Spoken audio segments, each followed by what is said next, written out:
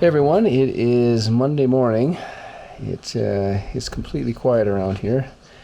This is the first week where we've had absolutely no workers here, so I mean, it was nice to have them, but at the same time, as I mentioned before, yeah, we need a break.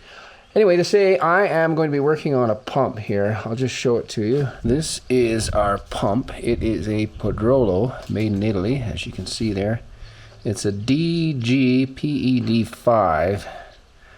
1.5 horsepower, and I think it's up to 32 gallons per minute, but the normal, at 45 psi, it runs 24 maximum gallons per minute. Something like that anyways. It's 240 volt. There's the connections for the water, in and out. I'm going to be installing it right here on the reservoir, to the side of the filter. And it's going to be going down into the cistern.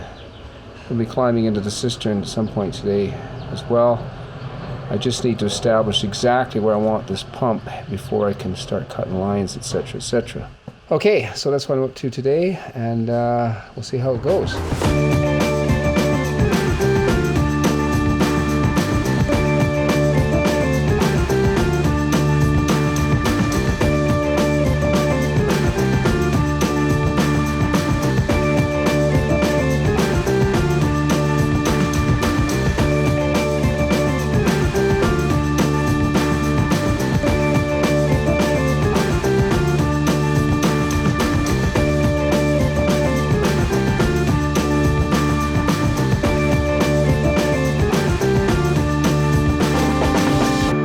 So if it sounds like I'm in a prison cell, hello,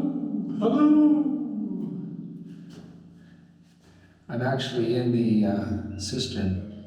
At any rate, I have installed the main tube for the water coming in. I have this float valve. It's an electric switch. When it's down, it's off. When it's up, it's on. I don't know exactly at what point it turns on and off, but that's the idea. So what I've done is I'm going to put it down at the lowest point, and that's going to shut the pump off. That way the pump will not run dry. This is the idea. I'll show a bit more of that a bit later, but I got to put these little cable clamps on here just to keep this float in the right place.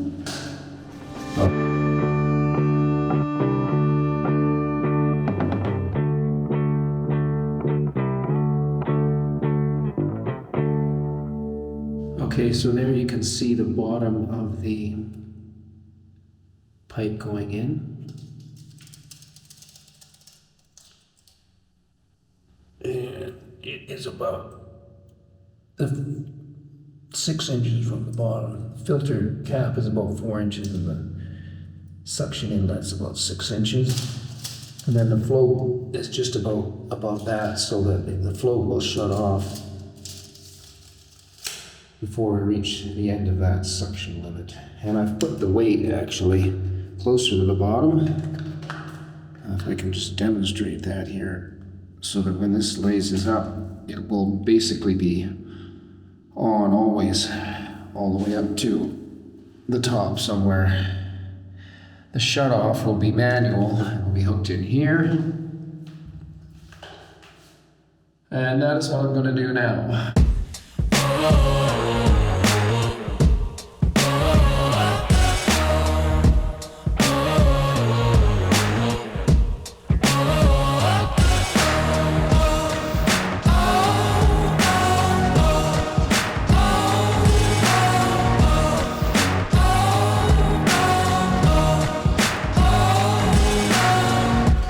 Okay, so I'm just gonna do a little ohm test on this cable. It's supposed to be the black and brown wire that are the main connectors. The blue wire is just a neutral, I guess, common. So I'm just looking at my ohm meter, as you can see right there. Hopefully you can see it. It says 1. That means it is completely closed. The circuit's completely closed, which it should be because the float is down. Okay, so we have, with the float fully up, should be able to see that 000. That means there's 100% current flowing through there. And if this was just floating down in the water very slowly, shuts off right there, so it doesn't reach the full extent. So yeah, we're going to be well above the bottom of the tank, probably at least a foot. That basically means that's unusable water, but also there's no danger of sucking any sediment or anything into the house, garbage. Okay, so all of my connections are good down below. Electrical is working. My other suction pipe is connected. My float to shut off is connected. Now all I have to do is clean this cistern out. So I'm going to do that now, spray some water in there and use the vacuum cleaner.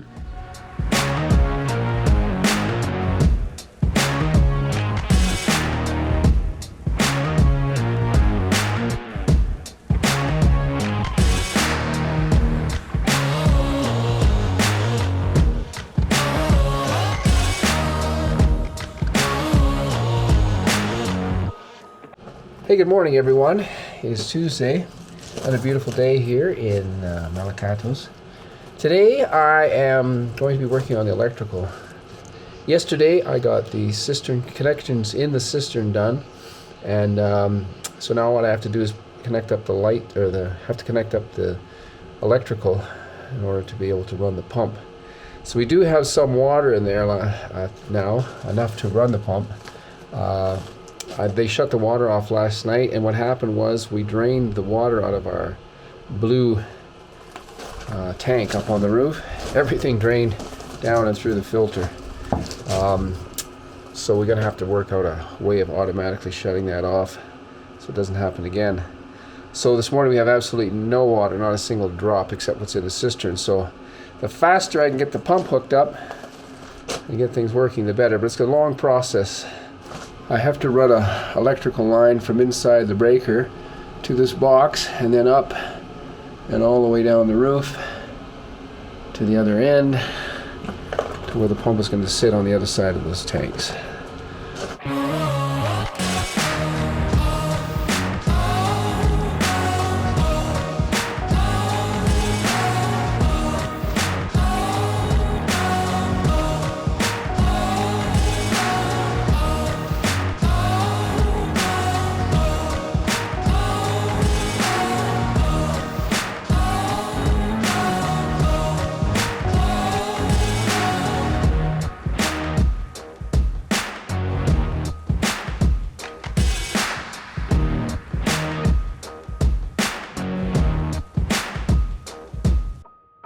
Hey everyone, it is Thursday afternoon. As you will have seen from the time lapse, I have been working all day to install the pump. Now, Tuesday I did the electrical, got that all ready. Yesterday I didn't do anything, edited some videos, reading, watching TV, needed a break. But today I have gotten all of the connections for the pump done. So the only thing I have to do now is prime it and see if it's going to work. But first I'm just going to walk you through what I have hooked up here, and then I'm going to see if this pump will prime. Okay, this is the inlet down into the cistern. The cistern has about 3 feet of water in it right at the moment. There's also a connection here, a wire connection from a float switch, and the pump itself, when I'm ready, will be plugged into this outlet here. This is 240 volt and 20 amps. Draws about, it doesn't draw very many amps. I have to look it up exactly, but I think it's only about less than 15 amps this pump draws. Now at the top here we have the outlet. This is the out. So I've got two uncoupling connectors here. This is so I can disconnect all this tubing and remove the pump. Got one here as well. On either side of those I have valves for shutting the water off to the various directions. On this side I have the pipe going down, and it's going to feed the outdoor kitchen and also fill the water reserve up on the roof. So I can shut that off I have a one-way check valve here so that the water does not backflow into the pump from up on the roof. And the other one goes to the house, and I'll just show you how that's hooked up. So yeah, there it's hooked into the pump. Goes down here to an elbow and up to the hot water connector. So I put a T in here, which runs up to the hot water, my caliphone. This is for the shower and the master bath. Now the reason that I did that was I want a 1-inch flow going to the caliphone, and after that, the rest of the house draws off. I'm hoping by doing that, that I will have, when someone turns the tap on in the kitchen, I won't have such a problem. We won't have such a problem with the water kicking out on us. Okay, and that of course now just hooks into a T into the house. This is the main feed from the street. I have a line on that so that I can isolate the pump completely. That is the whole idea of these valves. I can isolate the pump so that I can run off street water, or I can run off of the pump. Okay, so the process for priming this is a little release valve here, a drain valve, has to be removed. And then on top there is an inlet where you put water. Okay. Water is running out. This back in. Turn the power on over here.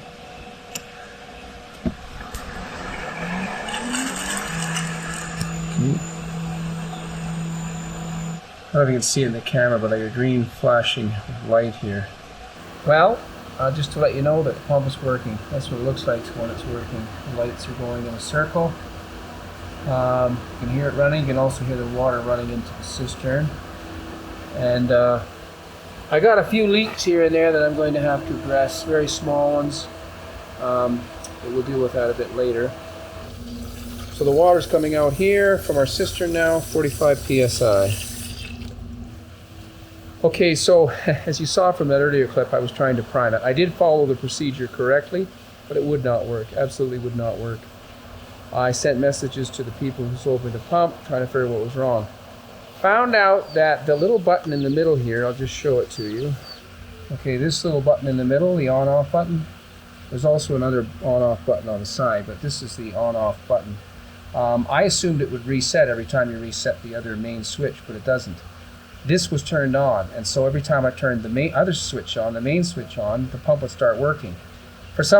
By accident, I turned it off, reset it, and everything was fine. I had a solid red light here, which is what I'm supposed to have, and then I pressed and held these two buttons for 5 seconds, went into prime mode the way it should have, but I went through that cycle about 2 or 3 times, and it still wouldn't suck. It sucks. It wouldn't suck. So found out that the other problem here, as the instruction manual says, make sure your suction pipe is sealed. This little joint here, the O-ring inside it was not making a good seal, so I put a little grease on it, and it's working really good now. As I mentioned, I've got a few leaks here. I'm going to have to redo some of my joints. Anyways, really happy about that now. Spent the whole day working on this thing, and it didn't work. But now it is working. We've got 45 psi into our house. It means the shower will work properly.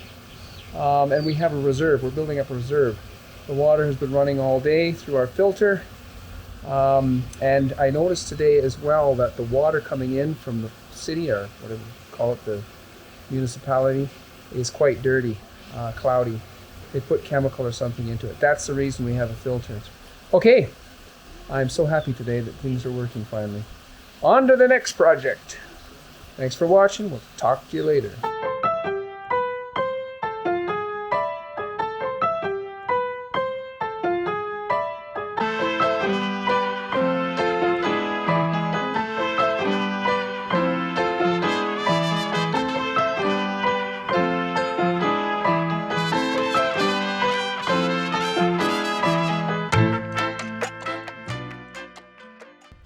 Since we moved into this place, we got tired of renovating things. The amount of work left to do is without limit, so we said we're not going to do nothing today, and we're going to go for a bit of a hike behind our property here. Yes, open the gate.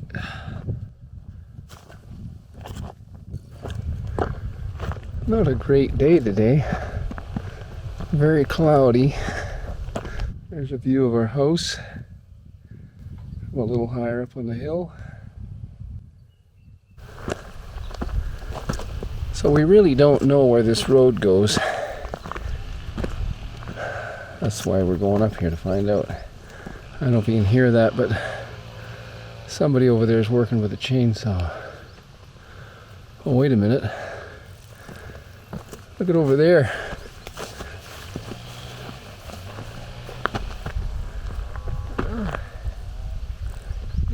Yeah, there's huge sections over there that they're actually clearing. Rush. More cornfields. Laurel finally decided she should get her phone out and take some pictures. We got some kind of a makeshift gate here.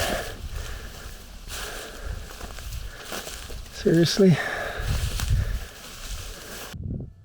So from here, we're high enough up we can actually see over top of the ridge that's in front of our house and up into the valley. If you're looking straight in this direction, you can actually see a couple little houses on the road to Tambo, which is northwest, I guess. Yeah, so beautiful spot up here. Beautiful place for a house. This is a view from up on top of the ridge, looking northeast now. A little different view of the valley from up here. Get a good view right here of the little church that's in San Jose Sabo Pombo.